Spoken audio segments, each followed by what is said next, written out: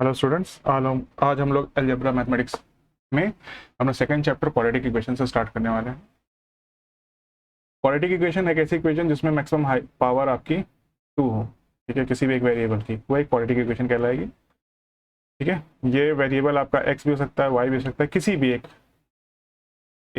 Single variable में अगर कोई क्वाड्रेटिक इक्वेशन फॉर्म हो रही है तो उसको quadratic equation in one variable, मतलब क्वाड्रेटिक इक्वेशन आपका X square plus Y square plus X Y इस फॉर्म में हो सकता है। ठीक है, तो ये भी क्वाड्रेटिक इक्वेशन, बट ये एक सिंगल वेरिएबल में नहीं है। ठीक है, हमको जो पढ़ना है वो सिंगल वेरिएबल में पढ़ना है। ठीक, तो पहले चल लेते हैं कि quadratic equation in one variable दिखती कैसी है। क्वाड्रेटिक इन वन वेरिएबल का जो स्टैंडर्ड फॉर्मूला है या जनरल फॉर्मूला है, ठीक है, वो ये है ax square plus B x plus C is equal to 0। ठीक है, तीन टर्म्स नॉर्मली होते हैं, लेकिन आगे देखें, इसमें एक टर्म होगा एक्स स्क्वायर का, मतलब जो हाईएस्ट पावर यहाँ पर एक्स स्क्वायर ही है वो, फिर एक एक्स का टर्म हो सकता है या एक कांस्टेंट टर्म हो सकता है। क्या जरूरी है? जरूरी है ये पार्ट होना, और ये तभी होगा जब हमारा आपका ए जीरो नहीं होगा। अगर आपने ए की वैल्यू जीरो पुट कर दी या किसी इक्वेशन में आपने ए जीरो पुट कर दिया तो ये पार्ट तो पूरा खत्म हो जाएगा। ठीक है, बचेगा क्या? A x B x plus C is equal to 0, जो कि क्वाड्रेटिक इक्वेशन नहीं है। क्यों नहीं है? क्योंकि यहाँ पर जो एक्स की हाईएस्ट पावर है 1 है, हमको 2 चाहिए। तो अगर किसी भी कंडीशन में आपको एक्स की हाईएस्ट पावर 2 मिलती है तभी उसको हम क्वाड्रेटिक इक्वेशन बोलेंगे, अदरवाइज वो क्वाड्रेटिक इक्वेशन नहीं होगी। रूट्स क्या है? जिस वेरिएबल में आपकी इक्वेशन फॉर्म है, सपोज यहाँ पे एक्स की कंडीशन मान लें, एक्स की वो वैल्यूज, ठीक है, जिन्हें पुट करने पर आपकी क्वाड्रेटिक इक्वेशन 0 के इक्वलेंट हो जाती है, वो उसके रूट्स कहलाते हैं। मतलब इस इक्वेशन में अगर आप A x square plus B x plus C में, ठीक है, आप x इक्वल्स टू 3 पुट कर दीजिए। ठीक है, ये पूरा सॉल्व होने के बाद अगर 0 के इक्वलेंट हो जा रही है तो ही उसको हम उस पर्टिकुलर इक्वेशन का रूट्स या सॉल्यूशन बोलेंगे। ठीक है, क्वाड्रेटिक इक्वेशन है, मतलब हाईएस्ट पावर 2 है, तो यहाँ पर जो रूट्स फाइंड होंगे, ठीक है, या सॉल्यूशंस होंगे, वो 2 होंगे। ठीक है, ये तो आपको ऑलरेडी पता है कि जितनी हाईएस्ट पावर होती है उतनी ही आपको वहाँ पर सॉल्यूशंस या रूट्स मिलते हैं। सिंपल था। आगे चलते हैं, अब क्वेश्चन को सॉल्व करते हैं। सिंपल क्वेश्चन होते हैं, सिर्फ आपको क्या बोला जाता है, शो दैट √2 और -2√2 are both are the solution of the quadratic equation this. Quadratic equation आपको गिवन है X square plus √2x - 4 is equal to 0। अब इसमें हमको दो वैल्यूज दे रखी है, मतलब x की दो वैल्यूज दे रखी हैं, आपको चेक करना है कि इन दोनों वैल्यूज को पुट करने पर आपकी इक्वेशन 0 के इक्वलेंट हो रही है या नहीं हो रही। सिंपल, तो पुट करके देख लेते हैं।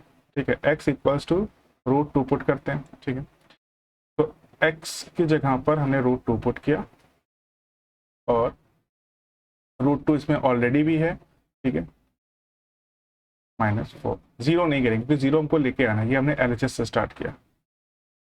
√2 का स्क्वायर किया तो 2 हो जाएगा, √2 इंटू √2 करेंगे तो भी 2 हो जाएगा, और लाइट 4 -4 इज इक्वल्स टू 0, जो कि RHS है। और यही हमको प्रूव भी करना था कि भाई x की जगह पर अगर हम √2 पुट करते हैं तो ये इक्वेशन 0 के इक्वलेंट आएगी। तो फर्स्ट तो रूट आपका शो हो गया कि भाई ये एक पर्टिकुलर रूट है। फिर नेक्स्ट जो रूट गिवन है वो x equals to -2√2। Same procedure यहाँ पे भी करने वाले हैं, हम x की जगह पर -2√2 पुट करेंगे। ठीक है, इसमें भी √2 पहले से गिवन है, और बाकी इक्वेशन को एज इट पुट कर दीजिए। अब देखिए, किसी भी नेगेटिव नंबर का अगर आप स्क्वायर करते हैं तो फर्स्ट ऑफ ऑल उसका नेगेटिव साइन खत्म हो जाता है। ठीक है, तो क्या बच रहा है? 2 का 2, ठीक है, √2 का स्क्वायर किया तो 2 हो गया, और 2 का स्क्वायर करेंगे 4, तो इन दोनों का मल्टीप्लीकेशन माइनस। अब यहाँ पे देखिए, इनको थोड़ा सॉल्यूशन करने में √2 2, ठीक है, और उसका फर्दर मल्टीप्लीकेशन √2 के साथ, वो भी माइनस के। ठीक है, तो ये हो गया माइनस प्लस माइनस, ऑलरेडी देखेंगे। ठीक है, ये आपका 4 2 8 हो गया, ये 2 × 2 4 -4, 8 - 8 दैट इज 0। अगेन ये आपका RHS प्रूफ हो गया। दैट मीन्स ये दोनों ही जो रूट्स गिवन थे, ये दोनों ही इसके सॉल्यूशंस हैं गिवन इक्वेशन के। ठीक है, सिंपल क्वेश्चन था, वैल्यूज को पुट करिए, उस LHS से स्टार्ट करिए, RHS अगर 0 आ रहा है दैट मीन्स वो उसके रूट्स हैं। सिंपल। आगे बढ़ते हैं। देखिए, solve the equation this when, solve करने का मतलब कि आपको इस बार रूट्स दिए नहीं गए हैं, आपको रूट्स फाइंड करने हैं। ठीक है, तो फाइंड करने का सबसे आसान तरीका, देखिए इसका एक अप्रोच है, इसको अगर आप अपनी स्टैंडर्ड इक्वेशन से कंपेयर करो, ये भी अपनी लास्ट स्लाइड में देखा था स्टैंडर्ड इक्वेशन। ठीक है, तो इसमें ए क्या है 3, बी क्या है -14 और सी क्या है 8। ठीक है, तो उस कंडीशन में आप पहले ए और सी का मल्टीप्लाई करते हो रफ में, ये देखिए ये बैक एंड का काम है। ए और सी का मल्टीप्लाई करो तो 3 × 8 हो गया 24। ठीक, अब 24 के ऐसे फैक्टर्स फाइंड करने हैं जिनको प्लस करने पर 14 आ जाए, समझा ना? मतलब ऐसे दो नंबर्स जिनको मल्टीप्लाई करने पर 24 आए और जिनको ऐड करने पर 14 है। अब ऐड करने पर कैसे पता, ये जो 8 के साथ साइन लगा है ना प्लस का, ये यहाँ पर डिसाइड कर रहा है कि भाई हमको ऐड ही करना है, तभी हमारा 14 आना चाहिए। ठीक है, तो करते हैं 24 के फैक्टर। 24 2 से किया 12 हो जाएगा, 2 से किया 6, 2 से किया 3, ठीक है, और 3 से किया खत्म। जरा ध्यान से देखिए, 2 × 2 4, 4 × 3 12, ये इनका हो गया 12 और दो ही फैक्टर चाहिए और एक 2, तो मतलब अगर 12 + 2 करो तो 14 हो रहा है, 12 × 2 करो तो 24 हो रहा है। मतलब ये दोनों फैक्टर्स जो हमने फाइंड किए 12 और 2 हमारे लिए यहाँ पर वर्क कर रहे हैं। ठीक है, तो लिखना कैसे है इक्वेशन में, 3x² साइन माइनस साइन। अब देखो 14 को हमको ब्रेक करना है, तो 14 को हम ब्रैकेट के अंदर करते हैं और इसको ब्रेक करते हैं 12 + 2। ठीक है, दोबारा से ऐड करेंगे 14 हो जाएगा, और ये x है इसको बाहर कर दिया। ये देखिए सिंपल ऐसा आपको तरीका बता जिसमें एक बार गलती नहीं होगी आपकी कभी। ठीक है, चलिए ब्रैकेट को ओपन करते हैं। देखिए माइनस साइन, 12 को x से मल्टीप्लाई किया तो 12x हो गया, फिर माइनस इसके लिए भी -2x + 8 = 0। इन दोनों टर्म्स में हमने क्या कॉमन हो सकता है, 3x। ठीक है, तो x -4 इसमें हो गया, इन दोनों में क्या कॉमन हो सकता है 2। ठीक है, तो x -4, तो यहाँ पर इसके फैक्टराइज करें, फैक्टर करने तो आपने सीखे होंगे ऑलरेडी, फिर भी इसको थोड़ा ध्यान से देखिए, ये आपके क्वेश्चन को इजी कर देगा। अब देखिए क्या करना है, अभी x फैक्टराइज तो हो गया बट इसकी x की वैल्यूज नहीं फाइंड हुई, तो क्या करना है, ये x -4 एक बार 0 के इक्वलेंट और एक बार 3x - 2 0 के इक्वलेंट पुट करना है। तो x -4 = 0, दैट मीन्स x = 4, ये फर्स्ट वैल्यू आ गई। नेक्स्ट टाइम 3x - 2 = 0, तो 3x = 2 या x = 2/3। ठीक है, सिंपल, ये हो गया आपके दो। अब हम क्वेश्चन के सेकंड पार्ट में पहुंचते हैं। इसमें बोला जाए हमको x की वही वैल्यूज को कंसिडर करना है जो एक नेचुरल नंबर्स हो।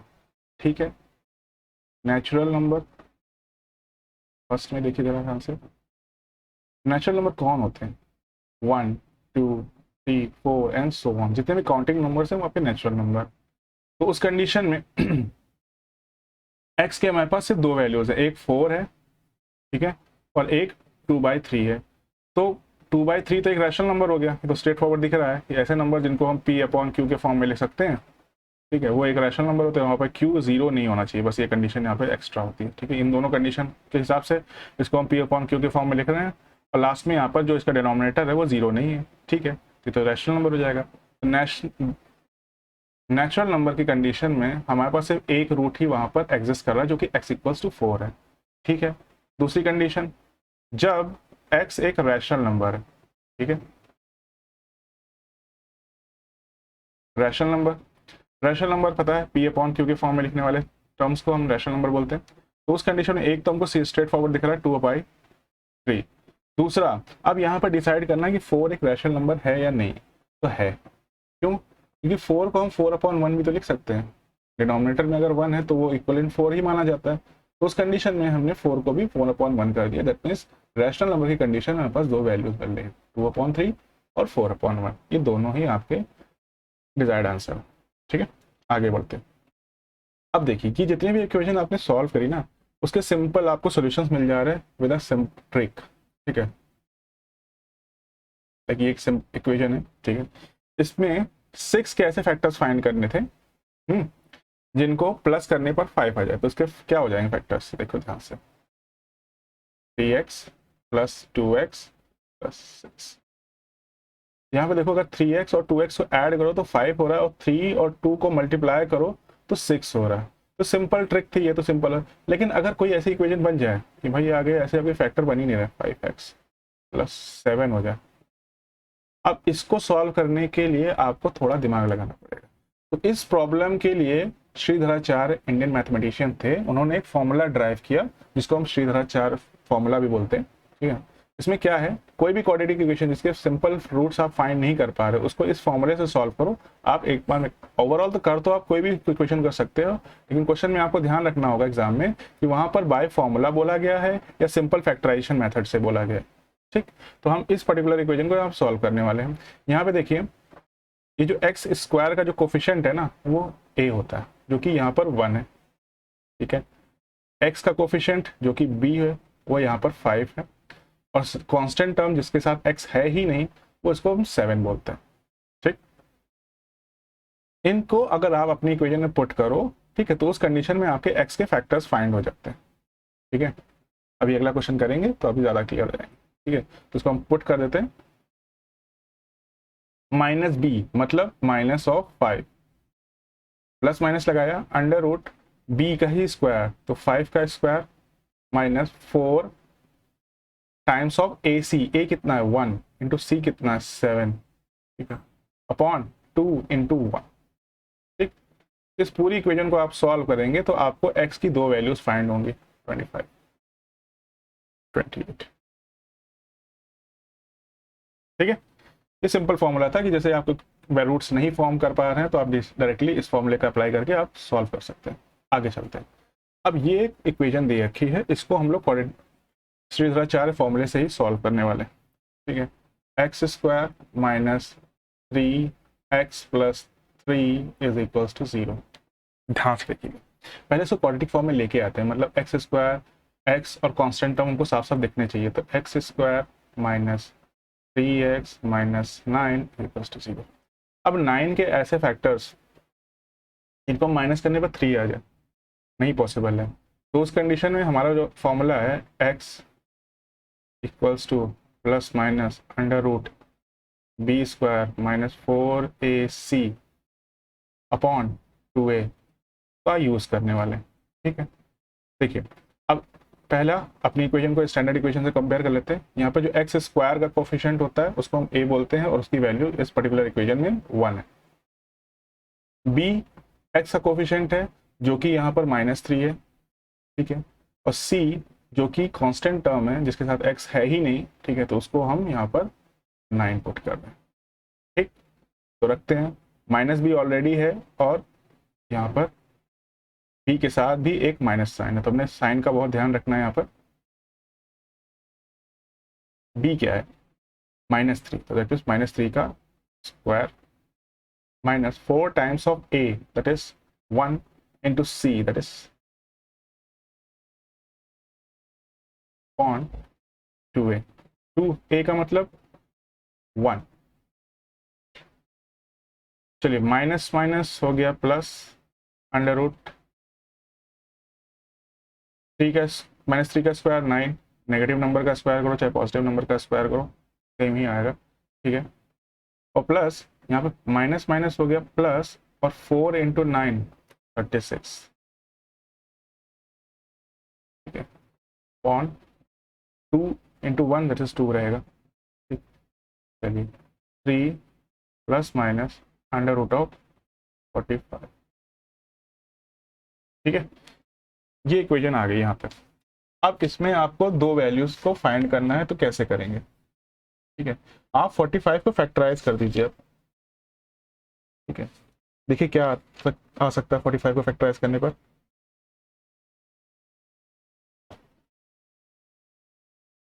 हमने किया 45 को फैक्टराइज, ठीक है।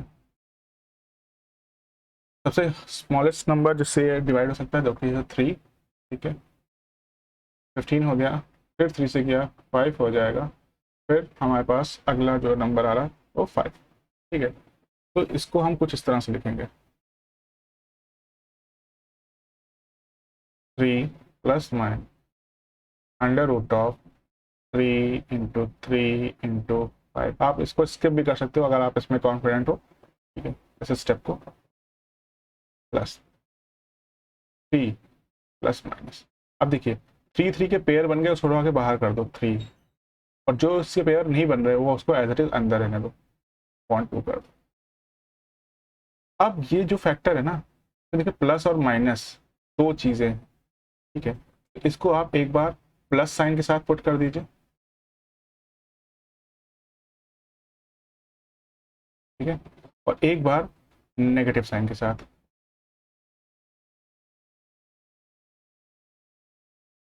तो ये आपकी दो अलग अलग वैल्यूज को देगी, ये भी x की ही वैल्यू होगी, ये भी x की ही वैल्यू होगी, ठीक है। मतलब ये दोनों ही आपके सॉल्यूशंस होंगे इस गिवन एक क्वाड्रेटिक इक्वेशन के लिए। अब क्वेश्चन में आपको ध्यान रखना है कि अगर उन्होंने बोला है कि भाई डेसिमल में आना है, सॉल्व करना है वैल्यूज को, तो आप √5 की वैल्यू पुट कर दिए, 2 पॉइंट समथिंग होता है, ठीक है। उसके बाद आपकी x की वैल्यू डेसिमल्स में आ जाएगी। तो आप यहाँ पे भी छोड़ सकते हैं, अगर क्वेश्चन में नहीं वहाँ पे मेंशन किया गया, ठीक है, तो आप यहाँ पे भी छोड़ सकते हैं, आपका क्वेश्चन गलत नहीं होगा। आगे बढ़ते हैं। अब देखिए आपने रूट्स फाइंड करना तो आ गया। अब नेचर ऑफ द रूट्स का क्या मतलब है कि आप कोई भी क्वाड्रेटिक इक्वेशन अगर सॉल्व कर रहे हो तो उसमें रूट्स किसी भी फॉर्म से हो सकता है, रूट्स आपके 3 और 2 आ जाए, मतलब दोनों पॉजिटिव नंबर। हो सकता है आपके रूट्स 3, -3 और -2 आ जाए, ठीक है। या आपके रूट्स कुछ इस तरह से आ जाए कि 3, 3, ठीक है। कोई भी कंडीशन हो सकती है, लेकिन ये तो आपको सॉल्व करने के बाद पता चलेगा ना। अब ऐसा क्या तरीका है कि भाई हम बिना सॉल्व किए अगर रूट्स की कंडीशन पता कर ले कि रूट्स हमारे पॉजिटिव आने वाले हैं, रूट्स नेगेटिव आने वाले हैं, या इक्वल आने वाले हैं, या कैसे आने वाले हैं। तो उस कंडीशन के लिए हमने एक और तरीका फाइंड किया जिसको हम डिस्क्रिमिनेंट बोलते हैं। डिस्क्रिमिनेंट कुछ नहीं है, b² - 4ac रखना। अपनी स्टैंडर्ड इक्वेशन में ही जो b मतलब x का कोफिशिएंट, c जो कि कांस्टेंट टर्म, और a जो कि हमारा x² का कोफिशिएंट है, उन तीनों का ही यूज करके हमारा डिस्क्रिमिनेंट फाइंड करते हैं, ठीक है। अगर उस कंडीशन में d, ठीक है, पॉजिटिव आ गया, मतलब यहाँ पे देखो 0 से बड़ा है, दैट मीन्स d अगर एक पॉजिटिव नंबर आता है, ठीक है, यहाँ बोला गया, तो उस कंडीशन में आपके जो रूट्स होंगे ना वो रियल होंगे, मतलब पॉजिटिव रूट्स आपके रूट्स भी पॉजिटिव होंगे, और डिस्टिंक्ट मतलब डिफरेंट, मतलब एक 3 हो गया तो दूसरा 4 हो गया, गेटिंग। रूट्स पॉजिटिव होंगे और साथ में डिफरेंट होंगे, ठीक है, 3 और 4 हो सकते हैं। दूसरी कंडीशन, अगर डिस्क्रिमिनेंट आपका इक्वल टू 0 आ गया, मतलब होती कंडीशन कभी कभी 0 भी आता है, ठीक है, और सबसे ज़्यादा यूज भी यही होती है, ठीक है। तो उस कंडीशन में आपके रूट्स रियल होंगे, मतलब पॉजिटिव तो होंगे, साथ में इक्वल होंगे, मतलब 3 और 3 आ सकते हैं, या 4 और 4 आ सकते हैं, ठीक है। ये आपके कब होगा, जब डिस्क्रिमिनेंट, ठीक है, इक्वल्स टू 0 आ जाए। और लास्ट में आता है अगर डिस्क्रिमिनेंट आपका एक नेगेटिव नंबर आ जाता है, मतलब ठीक है, डिस्क्रिमिनेंट आपका -3 आ गया, -5 आ गया, तो उस कंडीशन में आपके रूट्स क्या होंगे, रूट्स आपके होंगे इमेजिनरी, मतलब नेगेटिव में कोई नंबर्स नेगेटिव में होंगे, साथ में डिस्टिंक्ट होंगे, मतलब डिफरेंट होंगे। जैसे -3 आए तो -2, माइनस सेम नहीं होंगे, नंबर्स डिफरेंट होंगे, वो दोनों नेगेटिव होंगे। सिंपल था आई थिंक, ठीक है। क्वेश्चंस को करते हैं और समझ में आएगा। आगे चलते हैं। अब देखो, discuss the nature of the root without solving, ठीक है। क्वेश्चन में आता है कि without solving the equation find the nature of the root से, तो सीधे इसको अपनी स्टैंडर्ड इक्वेशन से जरा कंपेयर करिए। स्टैंडर्ड इक्वेशन ax², ठीक है, plus bx plus c is equal to 0। उस कंडीशन में a आपका 2 हो गया, b आपका -4 हो गया, और c आपका हो गया 3, ठीक। डिस्क्रिमिनेंट का formula d = b² - 4ac। Confuse मत होइएगा, ये वही पार्ट है जो आपने श्रीधराचार्य में रूट के अंदर वैल्यूज को देखा था, वही चीज, सेम चीज है। तो ठीक है, b² मतलब -4 का स्क्वायर, -4 टाइम्स ऑफ a जो कि यहाँ पर है 2, ठीक है। और c जो कि है 3। तो 4 का स्क्वायर करो चाहे -4 का स्क्वायर करो 16 ही आता है, ठीक है। और यहाँ पर 4 2 ज़ा 8 और 8 3 ज़ा 24, ठीक है। तो 16 माइनस 24 आपका 8 हो जाएगा और sign of the bigger number, ठीक है। तो यहाँ पर डिस्क्रिमिनेंट आपका एक नेगेटिव नंबर आ रहा, तो रूट्स कैसे हो जाएंगे? रूट्स नहीं पूछा गया, रूट्स का नेचर पूछा गया। रूट्स का नेचर क्या होगा? नेचर, ठीक है। अगर आप पिछले इक्वेशन को ध्यान से देखोगे, ठीक है, तो अगर d is less than to 0, ठीक है, मतलब यहाँ पे ऑलरेडी बात है, मतलब d का नेगेटिव होता है, ठीक है, तो उस कंडीशन में roots are imaginary as well as distinct हो जाएंगे, ठीक है।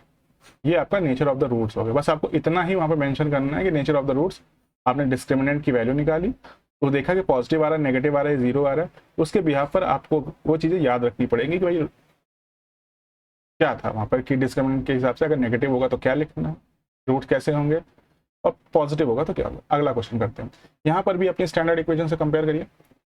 ए एक्स स्क्वायर माइनस प्लस होता है, सॉरी, बी एक्स प्लस सी, ठीक है। यहाँ पे तीनों पॉजिटिव नंबर है, ठीक है। ए क्या हो गया? ए आपका 4 हो गया, बी हो गया -5 और सी हो गया -3। तो डिस्क्रिमिनेंट फाइंड करते हैं, D equals to B square -4ac। Values put करिए, -5 का स्क्वायर -4 इंटू ए जो कि फिर से 4 है, इंटू सी जो कि -3। -5 का स्क्वायर 25 -4 4 16, 16 3 ज़ा 48,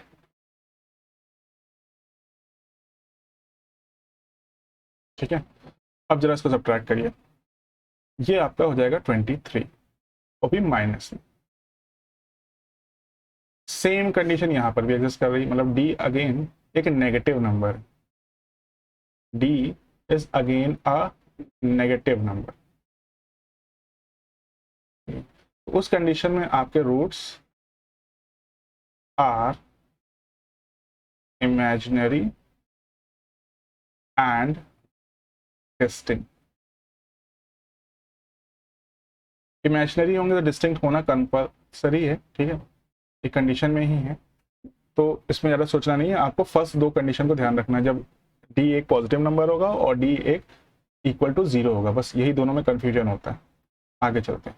अब देखिए, अगर अभी तक आपको इक्वेशन दी जाती थी, ठीक है, आप उसको यूज करके, उसको सॉल्व करके आप एक्स की वैल्यू फाइंड करते थे। अभी क्या होगा कि आपको रूट्स दिए जाएंगे और आपको उसका यूज करके एक इक्वेशन फॉर्म करनी होगी। जैसे कि अभी मैं इसको सॉल्व करेगा, तो सपोज देखिए, इसमें आपको 10 के ऐसे फैक्टर्स फाइंड करने हैं जिनको माइनस करने पर 3 आ जाए, ठीक है। तो सिंपल है, अगर आप थोड़ा सा ध्यान रखो, ठीक है, तो 5 2 10 होता है और 5 - 2 3 होता है, ठीक है। 5 - 2 आपका 3 है, -10 इक्वल्स टू 0, ठीक है। X square -5x minus minus plus 2x 10 equal to 0। इन दोनों में से आपने x कॉमन लिया, x -5 हो गया, ठीक है। इन दोनों में से आप 2 कॉमन ले लो, x -5 हो जाता है, ठीक है। x -5 और x +2 यानी कि x इक्वल्स टू 5 कॉमा -2, यहाँ पर दो रूट्स हो गए आपके जो इस इक्वेशन के सॉल्यूशन है, ठीक है। ये इसको आप सॉल्यूशन बोल दीजिए या रूट्स बोल दीजिए, ठीक है। ये तो ये अभी आप सीख के आए हो, ठीक है, अभी तक के इक्वेशन। लेकिन अगर आपको यही दोनों का यूज करके आपको दोबारा बोला जाए भाई ये इक्वेशन फॉर्म करके दिखाओ, तो क्या करने वाले? तो उसके लिए स्टैंडर्ड इक्वेशन है X square minus sum of the roots of roots, ठीक है, इंटू एक्स प्लस, ठीक है, प्रोडक्ट ऑफ रूट्स, ठीक है, ये यही सेम चीज़ लिखी हुई है। तो हमने क्या करना है, ये इक्वल टू 0 होगा, ठीक है। हम वैल्यूज को सीधे ध्यान से पुट कर देते हैं, माइनस साइन लगाया, सम ऑफ द रूट्स मतलब 5 प्लस माइनस 2, क्योंकि यहाँ 2 के साथ नेगेटिव साइन है, बाहर उठा के x लगा दिया, प्लस 5, ठीक है, into -2 equal to 0, X square 5 -2 plus minus minus हो गया, x प्लस इन दोनों का मल्टीप्लिकेशन -10 और -10 इसके साथ लग गया, तो अभी हम यहाँ पे लिख देते हैं। तो एक्स स्क्वायर यहाँ पे माइनस साइन है, -3x और ये plus minus -10 is equals to, ठीक है। ये आपकी दोबारा से वो इक्वेशन फॉर्म हो गई जिससे हमने स्टार्टिंग करी थी, ठीक है। और क्या होता है, रूट्स को हम यहाँ पर अल्फा बीटा के फॉर्म में ही बोलते हैं, ठीक है। जैसे कि यहाँ पर बोल दिया गया कि एक रूट आपका 5 है और एक रूट आपका -2 है। एक बार आपने ऐड किया तो मिडिल टर्म आएगा, और एक बार आप दोनों का प्रोडक्ट करोगे, ठीक है, तो आपका ये कांस्टेंट टर्म आता है, ठीक है। और क्या होता है, यहाँ पे एक और रिलेशन है कि अगर आपको सम ऑफ द रूट्स मतलब अल्फा प्लस बीटा मतलब 2 रूट्स अगर हैं उनकी वैल्यू चाहिए आपको स्ट्रेट फॉरवर्ड, तो उस कंडीशन में आपने आप b/a मतलब b का मतलब समझ लो -3/1, ठीक है, जो कि -3/1 है, ठीक है। अभी करके दिखाते हैं दोनों का रूट, और प्रोडक्ट ऑफ द रूट्स, ठीक है, इज c/a, c का मतलब -10/a, तो -10/1। तो अगर आप ध्यान से देखो यहाँ पर रूट्स हमारे क्या थे, अल्फा प्लस बीटा 5 प्लस -2, तो 5 -2 दैट इज 3 आया था, ठीक है। और इसके साथ हमने एक नेगेटिव साइन लगा रखा था, माइनस ऑफ चलता है, ठीक। और आगे अल्फा इंटू बीटा, अगेन क्या था हमारे पास, मल्टीप्लीकेशन 5 इंटू 2 -2, ये हो गया -10, तो ये देखिए ये चीज़ -10, ये माइनस साइन यहाँ नहीं होता है, याद रखिएगा, ठीक। तो ये तरीका था रूट्स को सॉल्व करने के लिए। आई होप क्वेश्चंस इजी थे, ठीक है। अगर आपको इस चैप्टर से कोई रिलेटेड कोई भी डाउट होते हैं तो आप उसको मेंशन करके हमको कमेंट करिए, ठीक है। मैं और भी वीडियोस लाने की कोशिश करूंगा अभी, क्योंकि इसमें काफ़ी वाइड चैप्टर है, तो अभी कुछ प्रॉब्लम्स बची हुई हैं, और भी सॉल्व कराऊंगा ताकि आपका अच्छे से कॉन्सेप्ट क्लियर हो जाए। टिल देन आप लोग चीज़ों को रिवाइज करिए, ठीक है, और मेंशन करिए कि अगर आपको कोई प्रॉब्लम हो रही है तो, ठीक है, मैं उसको शॉर्ट आपका क्लियर करने की कोशिश करूँगा। Okay, thank you.